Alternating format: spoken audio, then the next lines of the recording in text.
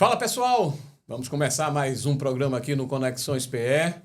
Queria agradecer a você que está participando com a gente, está dando o seu like, está assistindo nossos programas. Estamos nessa caminhada aí, trazendo diversos temas bem interessantes para nosso público pernambucano, brasileiro e mundial. Estamos na rede mundial.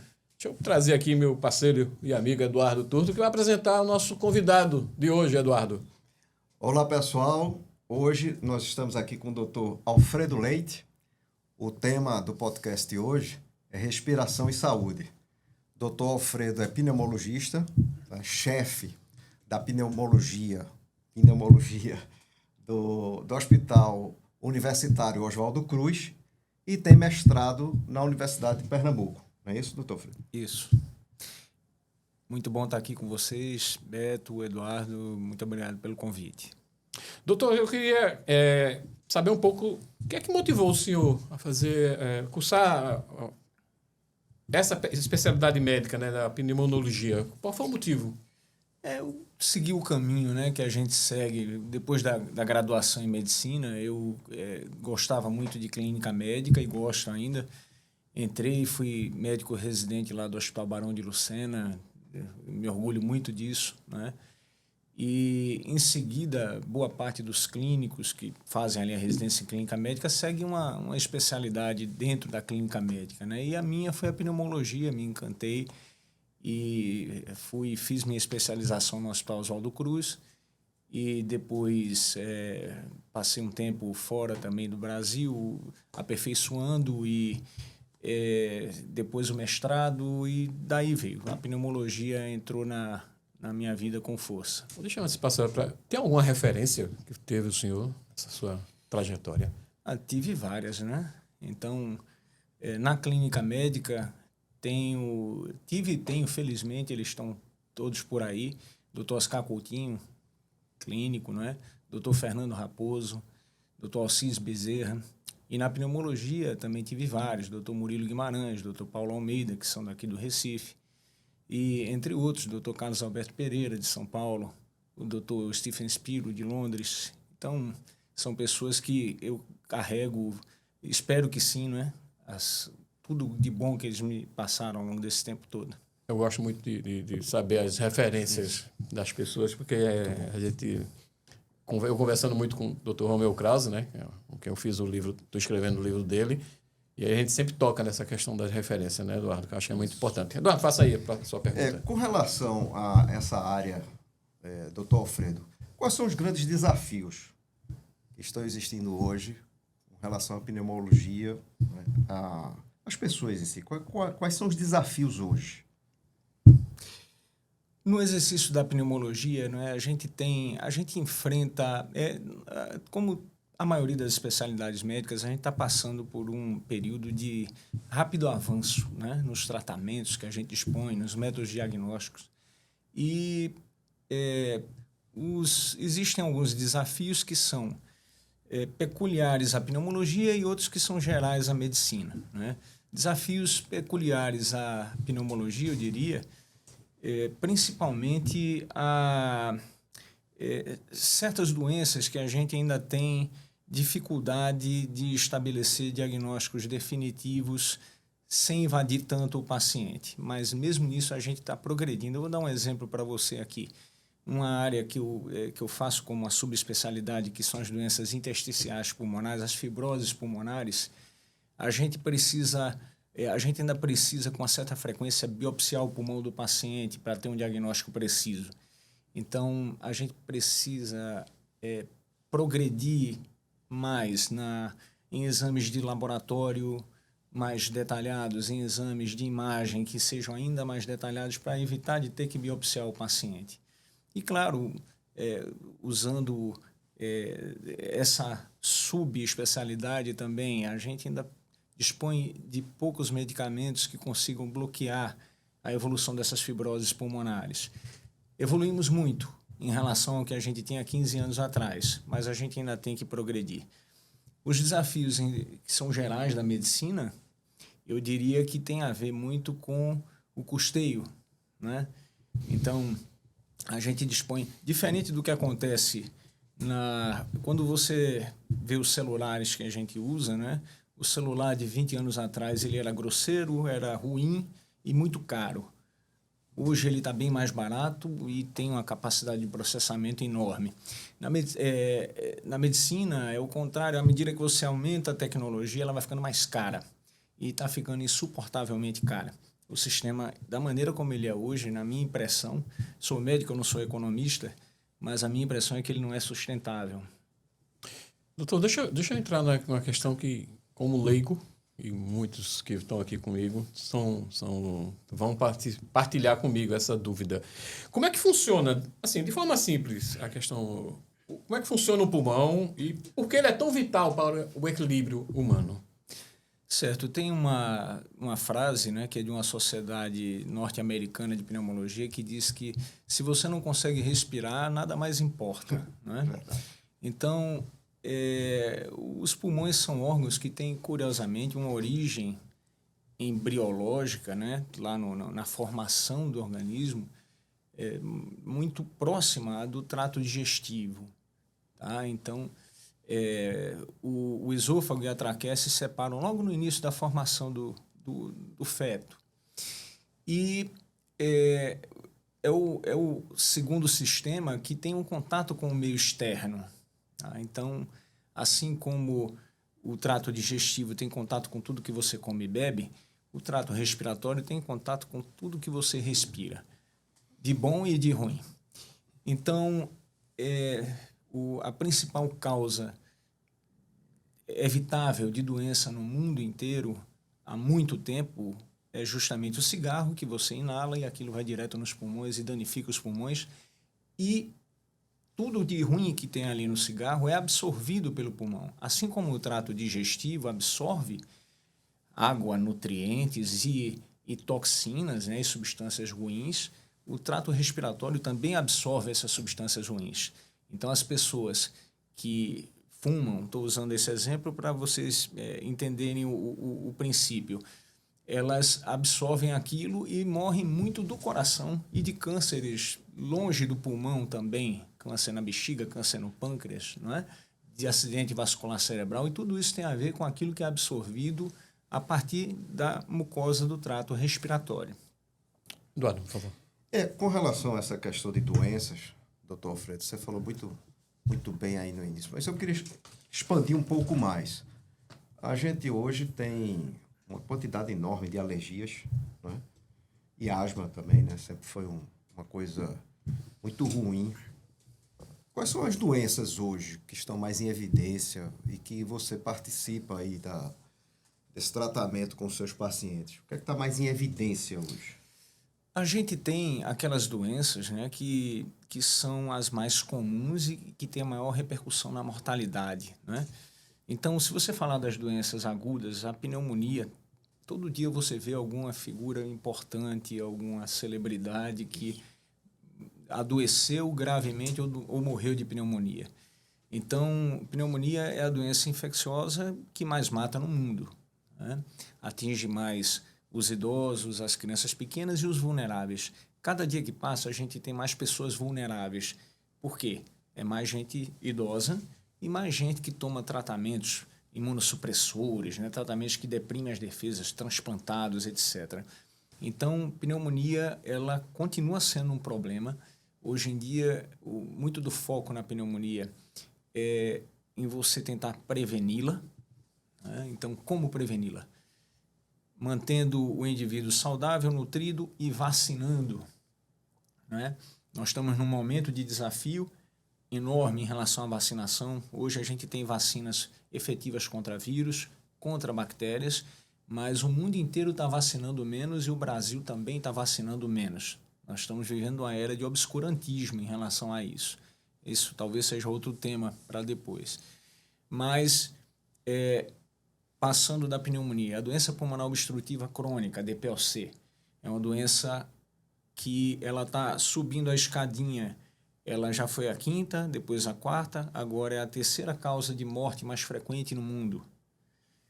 É o chamado enfisema pulmonar e a bronquite crônica, né? E a gente está vivendo hoje o rescaldo de um período em que a humanidade fumou demais Essas pessoas estão agora envelhecendo e adoecendo de DPOC. E todo dia a gente vê o sofrimento que é decorrente disso tudo. E, claro, também câncer de pulmão, não é? Câncer de pulmão é o câncer que mais mata no mundo, tanto homens como mulheres. E o nosso desafio é tentar identificar os cânceres de pulmão cada vez mais precocemente. Hoje a gente tem como fazer isso. Temos problema na divulgação desse conhecimento e no custeio do que a gente precisa fazer, que é fazer tomografia em pacientes de risco, na fase em que eles ainda estão com pequenos nódulos aparecendo para poder tentar resolver o problema antes que eles virem, os cânceres virem doenças incuráveis. Eu só queria completar, Beto, essa questão das doenças, com relação às alergias, né, a asma. Quer dizer, há uma diferença, claro, entre você respirar pela boca e respirar pelo nariz. Qual o impacto disso no pulmão? A pessoa que dorme e só respira pela boca. Qual é o impacto que isso acontece? O nariz, ele tem, apesar de anatomicamente ele ser pequeno, restrito, mas ele tem uma função muito importante, né? Porque o ar ambiente, quando ele passa pelo nariz, ele é filtrado, ele é aquecido e é umidificado. Então, esse ar todo preparado, ele chega no pulmão, e isso é legal para o pulmão. Se a pessoa respira pela boca, perde tudo isso, né? Então, você já perde uma linha de defesa importante contra micróbios, contra partículas, contra poluentes também. Na maioria das vezes, Eduardo, a pessoa que respira pela boca e menos pelo nariz é porque ela não consegue respirar bem pelo nariz. Não é que ela não queira, não é uma questão de educação para respirar, né? Então, a pessoa pode ter, em geral, é isso, é obstrução, é desvio do septo, é edema, é inflamação do nariz crônica por rinite alérgica ou rinites de outro tipo, e acabam respirando mais pela boca. E isso acaba sendo parte do problema respiratório que ela tem. Doutor, deixa eu voltar um pouquinho para a questão do cigarro que o senhor colocou. Para mim, uma das maiores ameaças à saúde é o cigarro. Graças a Deus eu nunca fumei, mas tenho amigos que fumaram e a gente fazendo uma analogia, fazendo uma comparação com o passado, hoje se fuma mais, hoje se fuma menos, começou a criar-se agora o cigarro eletrônico e parece que virou uma febre para essa meninada, essa garotada. Como é que o senhor está observando isso? Beto, esse é um tema que é inesgotável, né? Para você ter uma ideia, no início do século XX, câncer de pulmão era uma doença rara. Tem um livro de clínica médica bem tradicional chamado Harrison, que ele começa o capítulo nos anos 40 lá, dizendo que o câncer de pulmão é uma doença rara. Então, ali para os anos 60 se identificou que ele tinha uma relação direta com o tabagismo, né? E o cigarro, em relação ao que você perguntou da frequência né? A gente tinha no Brasil, isso é um fenômeno mundial, mas que no Brasil ele é mais acentuado, bom para nós, tá? Em 1980, a gente tinha 30 e poucos % dos adultos brasileiros eram fumantes, você tem uma ideia, né? Considerando fumante alguém que fumou em algum período da vida. Hoje, menos de 10% são fumantes. Então, isso foi resultado de campanhas fortíssimas que a gente teve nos anos 80. Uma conjunção, né, de mídia, de política pública, de aumento de imposto, de colocação, obrigatoriedade legal de colocar rótulo de cigarro, dizendo que a pessoa vai adoecer. E aquelas campanhas, você lembra das campanhas de Ziraldo? Aquelas charges dele que eram geniais, né? Dizendo que fumar era isso, fumar era aquilo. Então, a gente teve uma queda e o Brasil é modelo no mundo para isso. Só que hoje a gente vive um aumento das doenças causadas pelo cigarro, porque essas doenças geralmente acontecem por um acúmulo de cigarro ao longo das décadas. Então, a gente está pegando, como eu falei, o rescaldo dos anos 80, 90 e 2000 ainda com muito fumante. Mas a indústria do tabaco, ela percebeu naturalmente que ela é uma indústria extremamente poderosa no mundo inteiro, ela percebeu que estava perdendo a clientela e começou a investir numa coisa que surgiu lá no início dos anos 2000. Foi um farmacêutico chinês que inventou o primeiro cigarro eletrônico. Ele queria ajudar o pai dele a parar de fumar cigarro de tabaco. Ele criou, aí começou a usar ali artesanalmente, localmente. Aí a indústria do tabaco, quando viu que o negócio estava sendo usado, os caras entenderam que era por aí o caminho. E as grandes indústrias estão por trás desses fabricantes hoje e isso está virando uma epidemia absoluta, com uma característica, com semelhanças e diferenças com o que aconteceu no passado. O cigarro eletrônico, inicialmente, a intenção dele era ajudar o fumante de cigarro convencional a parar. Só que hoje, 90% do consumo é de adolescentes que nunca fumaram cigarro de tabaco, cigarro convencional. E a gente está vendo a criação de uma legião de adolescentes dependentes de nicotina. Porque no frigir dos ovos, tabagismo é resultado basicamente disso. É de dependência a uma substância criadora de adição, que é a nicotina. Então, essa garotada está ficando dependente de nicotina. Eu vejo isso todo dia no meu consultório. E o ponto fundamental, eles têm uma chance 4 vezes maior de começar a ficar dependente da nicotina do cigarro convencional. Então, ele é uma porta de entrada nítida para o cigarro convencional. Então, essa queda de 32% para 9% que a gente teve nas 3 últimas décadas, ela fatalmente vai reverter e a gente vai voltar àquela história, a história se repetindo, né? Ciclos. Ciclos. Se torna em ciclos, é impressionante isso. Cuidado. Com relação aos fatores ambientais, né? Falamos do cigarro, um produto. Existem outros produtos também, né? Dentro de casa se usa para limpeza, além da grande poluição. Eu percebo aquela poeira preta e às vezes branca também, quando tem prédios em construção por perto onde cada um mora. E os diversos produtos, né, que são colocados para a limpeza em casa. Como é que está isso? Qual é essa relação com o pulmão e como você está vendo no seu consultório, no dia a dia, esse malefício? A poluição ambiental, ela está ganhando, a gente vê as publicações médicas que a gente acompanha diariamente, está aumentando nitidamente a quantidade de publicações com menções à poluição ambiental, porque sempre se falou muito de cigarro, né? Mas a poluição ambiental, cada vez mais se percebe que ela tem relação com, primeiro, surgimento de doença pulmonar obstrutiva crônica. A DPLC do cigarro, ela também pode ter um componente relacionado à poluição ambiental. Para você ter uma ideia, na China, quase metade dos indivíduos que têm DPLC não são fumantes, mas eles estão expostos a fumaça de forno a lenha dentro de casa. Isso existe aqui em Pernambuco também, o pessoal do interior. Quando chega lá no ambulatório do Oswaldo Cruz, com um quadro sugestivo de DPLC, aí você é fumante? Não é, mas é exposto à fumaça que se chama indoor, tá? Então é o forno a lenha dentro de casa, a casa fechada. Então, isso é um problema, a pessoa é exposta a isso desde a infância, durante 20, 30 anos, até que melhore de vida e deixe de ter o forno a lenha. Tá? Isso, às vezes, não acontece. E a poluição atmosférica relacionada a motor a combustão, tudo isso que a gente tem nas grandes cidades, além de piorar as doenças respiratórias, o asmático, ele sofre mais numa cidade como Recife do que lá no interior do estado. Ele tem mais crises por causa dessa poluição ambiental. Além disso, aumenta a chance também de desenvolvimento de câncer de pulmão.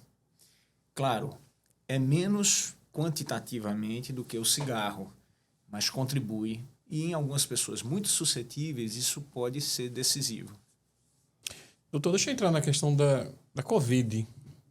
Eu queria saber muito do senhor que sequelas elas deixaram ou vão deixar para as pessoas, e qual é o acompanhamento na medicina em relação à Covid agora? Nós lá no Oswaldo Cruz, né, e também na vida privada, então nós tivemos muito contato com isso direto. Quando a primeira fase, aquela primeira leva da pandemia começou a arrefecer, então foi lá no Oswaldo Cruz que a gente criou um dos primeiros, não sei se o primeiro, talvez o primeiro ambulatório pós-Covid daqui, para a gente ver o pessoal que tinha saído da Covid, que tinha sobrevivido. Final de 2020 para 2021? Final de 2020, foi em outubro de 2020. Está fazendo aí 5 anos que a gente começou esse ambulatório lá. E lá a gente acompanhou algumas centenas de pacientes, né? Então, o que é que eu posso dizer fazendo um apanhado depois desse tempo todo? O paciente que sobrevive à Covid, a maioria deles não fica com sequelas respiratórias graves. Então, o que acontecia era aquela pneumonia aguda matava a pessoa ali, às vezes com poucos dias de evolução.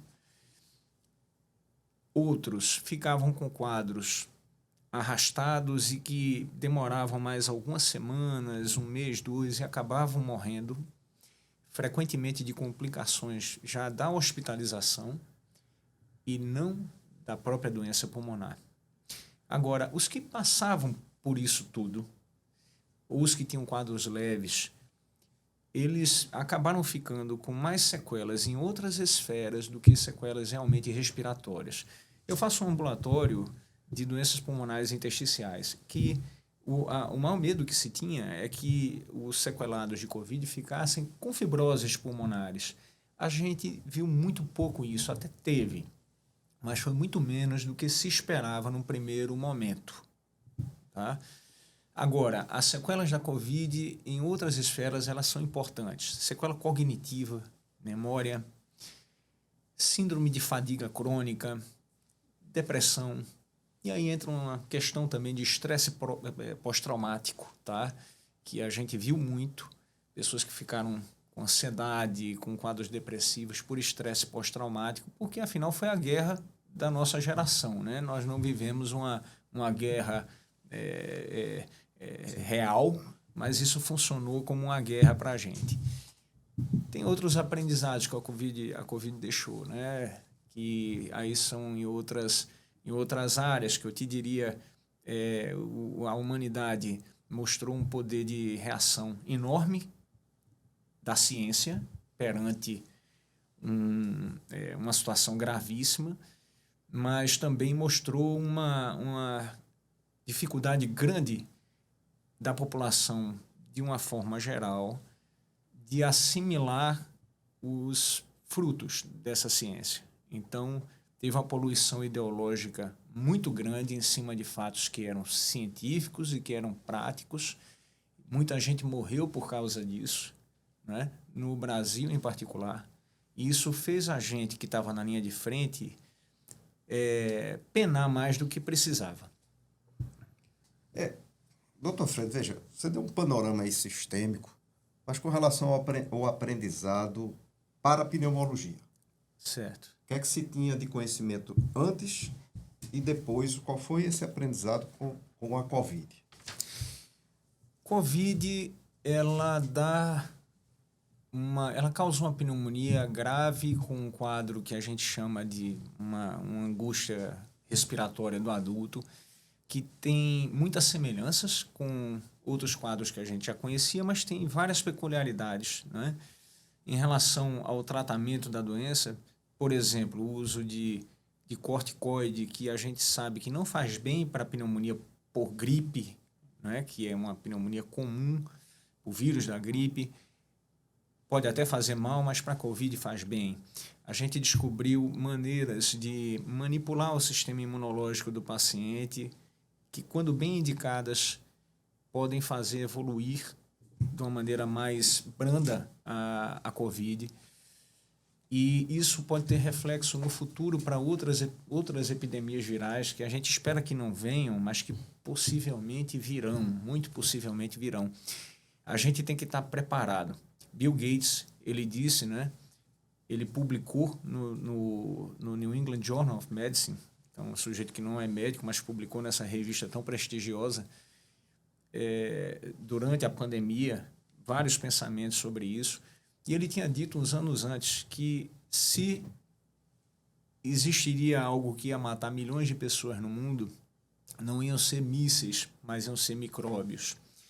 E a previsão dele se confirmou. A gente teve já várias epidemias virais no século XXI.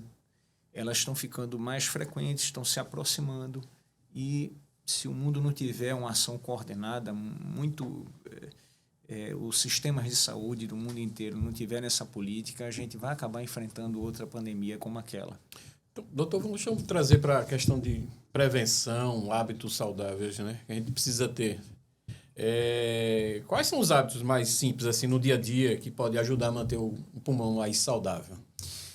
Olha, primeiro, batendo na mesma tecla, não fumar cigarro convencional, não fumar cigarro eletrônico para não se prejudicar com ele e nem começar a fumar cigarro convencional. Reginaldo Rossi, né, ele dizia um negócio bacana, ele dizia, rapaz, olha, não é para cheirar nada, cheira o pescoço da namorada, né? Porque nada disso faz bem para o pulmão, né? Claro, se você é um corredor e tanta gente está correndo hoje, eu acho muito bom isso, ver isso pelas ruas, não vai correr na hora do pico de trânsito, né? Junto dos carros, vai de manhã cedinho, vai de noite quando já diminuiu isso, por quê? Essa carga de poluição ambiental, né? E, claro, atividade física, a gente fala isso muito para os asmáticos. O asmático pergunta, doutor, eu preciso nadar, né? Nadar faz bem para mim? Eu digo, olha, se você gostar de nadar, faz. Se você gostar de correr, faz também. Bicicleta, dança de salão, você tem que estar em movimento, né? Isso melhora o paciente com a doença respiratória crônica, como asma, como DPOC, como fibroses, etc., ele, quando está fazendo atividade física regular, aeróbica, ele diminui a percepção do desconforto, da falta de ar por causa da doença. Ele tolera melhor aquilo, ele vive melhor, ele vive com mais qualidade. E existem outras situações mais específicas, né? Então, pessoas que têm, claro, dois problemas que a gente vê com frequência do ambiente, coisas que você deve evitar. Primeiro, na época, uma coisa muito peculiar da gente aqui no Nordeste, né? A época de São João, ali, que começa em maio até julho, aquela fumaceira, aquilo é complicado. E é complicado de evitar, né? Porque você está em casa, às vezes, você tranca tudo e a fumaça... as crianças também, né? Porque faz parte de uma festa, né? Folclórica, vamos dizer assim. Mas outra história que a gente vê muito descompensar o pessoal, principalmente os asmáticos, são as reformas. Todo mundo está reformando alguma coisa em todo prédio, né? Dificilmente tem um prédio que não está tendo. Então, quando chega o asmático descompensado para a gente, está pior, está usando o tratamento certinho, mas está pior da doença, você já vai batata. Você acaba chegando numa reforma no vizinho ou na casa dele. Então, claro, isso às vezes é inevitável, mas dentro do possível, né? Outra doença que a gente tem muito na região da gente, no Brasil e no Nordeste particularmente, é a chamada pneumonite por hipersensibilidade, tá? Principalmente por exposição a pássaros e a mofo. Tem muita essa história do pombo também, né? Do pombo que está justamente nesse, certo? Então, é uma doença que a gente tem bastante aqui e que é pouco diagnosticada.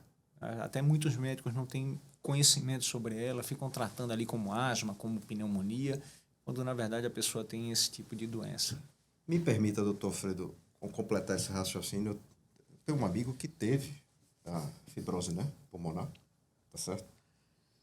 E passou por uma série de situações aí de exames e depois descobriu que eram as penas do travesseiro. Procede? Procede sim. É uma das doenças mais frequentes. O travesseiro estava ficando velho, as penas estavam saindo um pouco e ele não trocou o travesseiro, a fronha também, né? Enfim. Mesmo com a fronha íntegra, né? A pneumonite por hipersensibilidade é um tipo de fibrose pulmonar que acontece como uma reação anormal, por isso é que se chama de hipersensibilidade, que algumas pessoas têm a determinados elementos do ambiente. Os mais frequentes são pássaros, contato com pássaros, isso inclui o contato com a pena do animal. Tá? Mesmo dentro do travesseiro com a fronha, às vezes uma decoração que bota umas plumas de pássaro, isso já é suficiente para causar isso.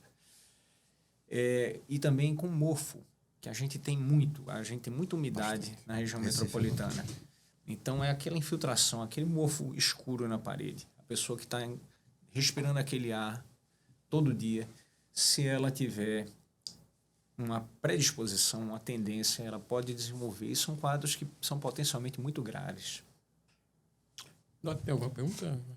Com relação aos exames, quais são os exames mais frequentes, né? E qual seria o período, né?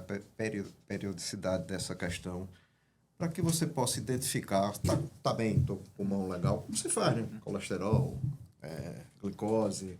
Certo. Eu imagino que você esteja querendo dizer assim, olha, se eu sou um cara saudável, eu preciso fazer um check-up do pulmão? Em que situação? A gente reserva, né, os exames complementares para quando você identifica fatores de risco.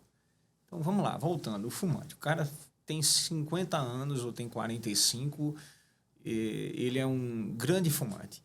Então, ele precisa fazer... Sempre começa pela conversa, pela avaliação clínica, para você saber se tem algum sintoma, examinar e ver. Mas aí você vai ver se ele vai precisar fazer uma tomografia para tentar identificar nódulos. Eu costumo dizer que isso é feito a mamografia para a mulher, o exame de colo uterino, ou o exame de próstata para o homem. Se ele é um fumante e tem mais de 50 anos, ele deve fazer uma tomografia de tórax anual. Se ele é um fumante ou um ex-fumante, que parou de fumar até 15 anos antes, ele precisa fazer. E também vai precisar fazer um exame de função pulmonar, né, que é aquele exame do sopro, a espirometria, para a gente ver se já desenvolveu algum grau de DPLC. Afora isso, os exames complementares eles vão ser determinados mesmo se você tem algum sintoma. É uma coisa curiosa que há grandes fumantes, fumam a vida inteira. O sujeito, desde os 30 anos, todo ano faz um eletrocardiograma, faz uma esteira e nunca fez um exame de função pulmonar. Que é esse do... Que é a espirometria, tá? Então, isso é um contrassenso. Tá? Como eu disse, DPLC hoje é a terceira causa mais importante de morte no mundo. Licença, doutor Fredo. Quer dizer, o coração está bem, você está sentindo, né? Está tudo direitinho, mas sua capacidade pulmonar não está boa para fazer exercício. E é muito bom para quem gosta de correr. Muito bom, não. É necessário para quem gosta de correr. Claro. Quando você faz... Os atletas, né, ou profissionais ou semiprofissionais, eles fazem um tipo de exame que a gente chama de ergoespirometria, que é um exame que avalia simultaneamente a capacidade cardiovascular e a capacidade respiratória por exercício. E consegue identificar, quando o desempenho dele não está bom, o que é que está pegando. Se é o pulmão, se é o coração, ou se são até os dois, né?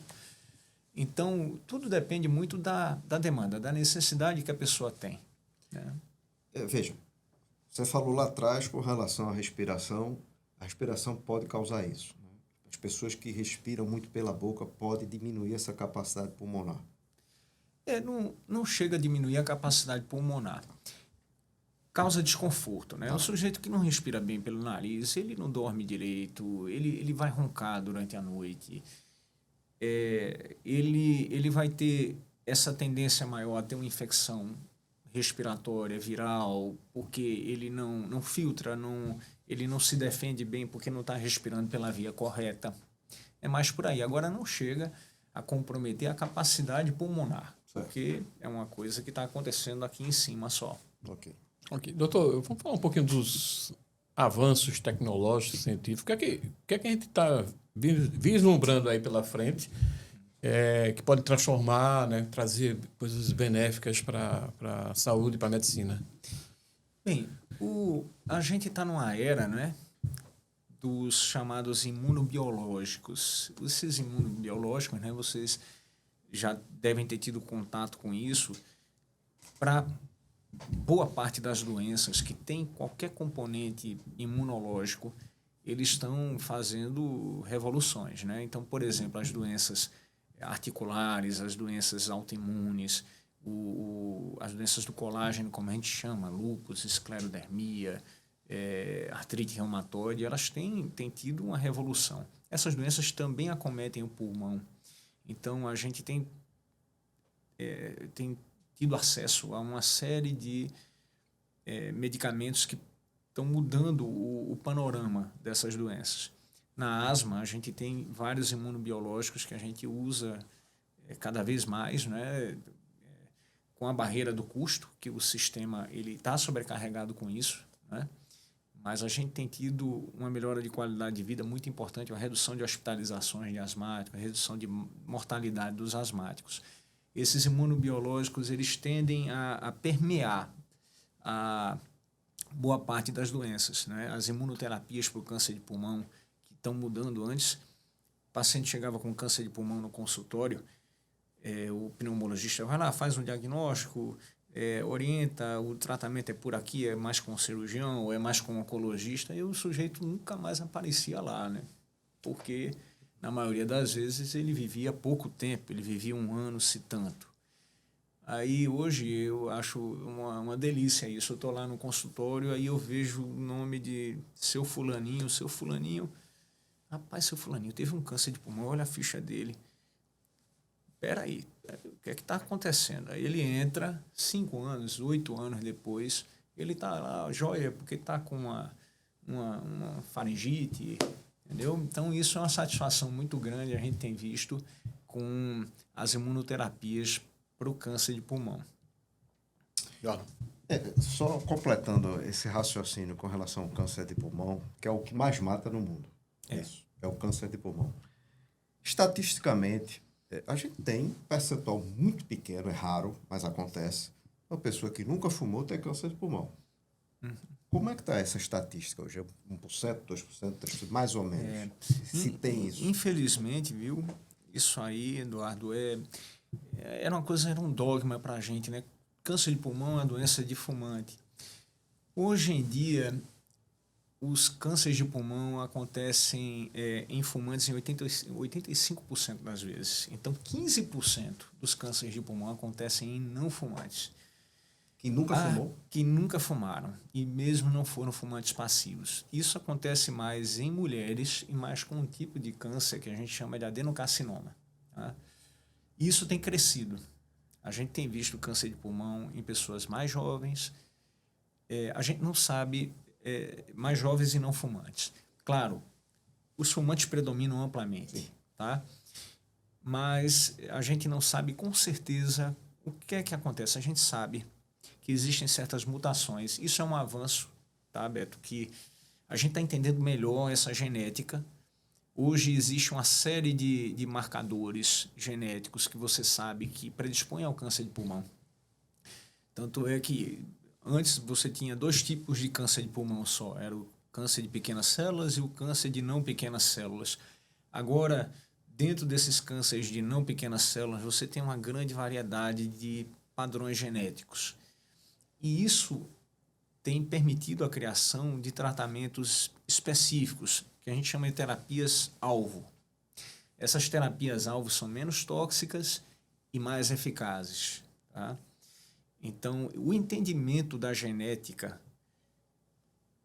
ele é fundamental na oncologia e no que se refere a câncer de pulmão, ele tem se mostrado uma janela aberta para, quem sabe, uma revolução. Tá. Às vezes, passa mais outra pergunta. Mais uma pergunta aqui. Doutor Alfredo, me diga uma coisa em relação aos hábitos. Né? Você falou muito bem aí, né, de vida ao ar livre, exercícios, enfim.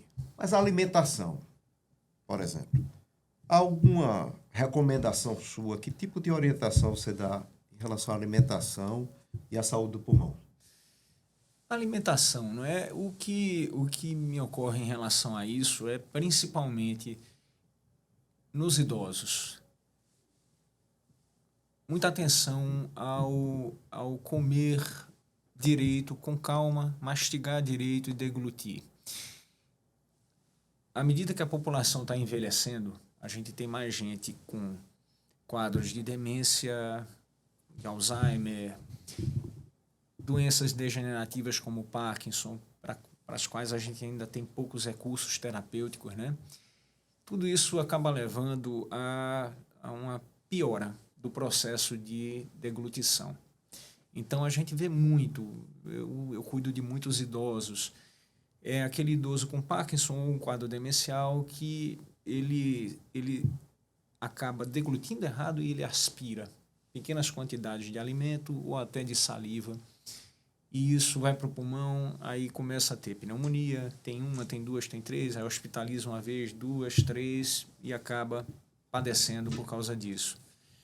Então, em relação à alimentação também, a gente tem várias teses que estão sendo estudadas, né? Por exemplo, de uso de suco de beterraba para diminuir a incidência de DPOC. Isso parece que tem uma consistência. Por causa... O alho, por exemplo, procede, o alho também. O alho eu não tenho informação, tá?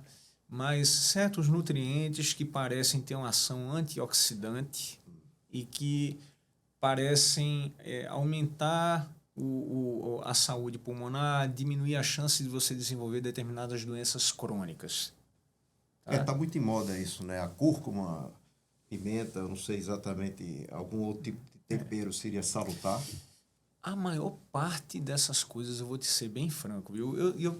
Eu procuro manter um olho aberto para a literatura médica, não preconceituoso, tá? Mas o que a gente tem de consistente, de verdade, é muito pouco. Por exemplo, a questão da vitamina D. Teve um tempo aí, uma onda de que vitamina D era bom para tudo, né? Para prevenir de infarto até depressão. chulé, não é? E puxaram muito isso para o lado da asma. Não, você tem que estar com a vitamina D acima de tanto para se manter livre da asma. Aí foi para lá, foi para cá, e isso acabou caindo no vazio, tá? É o que acontece na maioria das vezes nessas pesquisas. Esse da beterraba, ele tem alguma consistência. Tá? Determinados componentes lá vitamínicos da beterraba. Mas, claro, a gente sempre quer que apareça algo natural, fácil de adquirir, que seja benéfico. Mas a gente não pode embarcar também em toda onda, se não tiver uma consistência. É só para completar essa história da vitamina D. Meu pai sempre dizia, olha, 15 minutos, né? São 15 minutos de sol aí, tá... E essa tese, ela é ele está aí ela com é 96 anos, nunca fez suplemento de vitamina D, está com 96 anos, mas sempre gostou de tomar o sol dele. Para a maioria das pessoas, né, numa região como a nossa, que a gente tem muita incidência solar, para a maioria das pessoas isso acaba funcionando, mas tem as situações em que você realmente precisa fazer a reposição exógena. Obrigado, doutor Alfredo, muito obrigado. Deixa eu passar aqui para Eduardo agradecer aos nossos parceiros, né? Eles estão aqui na tela, na TV. Primeiro, agradecer ao doutor Alfredo pela participação e aos nossos apoiadores, né? Alpha Ways XP Investimentos, CDS Sistemas, Contar é assessoria de contabilidade, Cultura Inglesa, Delta Café, a Óculo e a Parladelli. Muito obrigado, pessoal, pelo apoio de vocês ao nosso programa. Obrigado, Eduardo. Obrigado, doutor Alfredo. Muito obrigado mesmo. Eu já estou como um corredor iniciante aqui, já começando a pensar em algumas coisas, de mudar alguns hábitos para a gente ficar melhor. Uma satisfação, conversa muito boa, gente. Obrigado, galera. Olhe, vá lá na nossa rede, vá ver os outros programas, assista, compartilhe, mande para os seus amigos. É importante ter você ao nosso lado nesse momento. A gente está iniciando aí esse projeto. A gente vai dar uma paradinha aí de alguns dias, né? O apresentador vai dar uma escapulida, mas a gente volta aí com alguns outros programas. A gente já está estudando aí quais são os temas. Reforma tributária. Reforma tributária seria o próximo. Eu acho que é um tema bem interessante para a gente conversar. Vamos chamar também um empresário, tá certo? Que é o Mário Jorge Cavalheira também. McDonald's, para falar da trajetória dele, né? Vamos falar de shopping também, vamos falar com o pessoal do shopping também, vamos trazer... Tem muitos assuntos até interessantes, o final do né? ano, com certeza. Já estamos com essa agenda aí. A agenda começando a ficar cheia. Obrigado, gente. Pessoal. Grande abraço, valeu.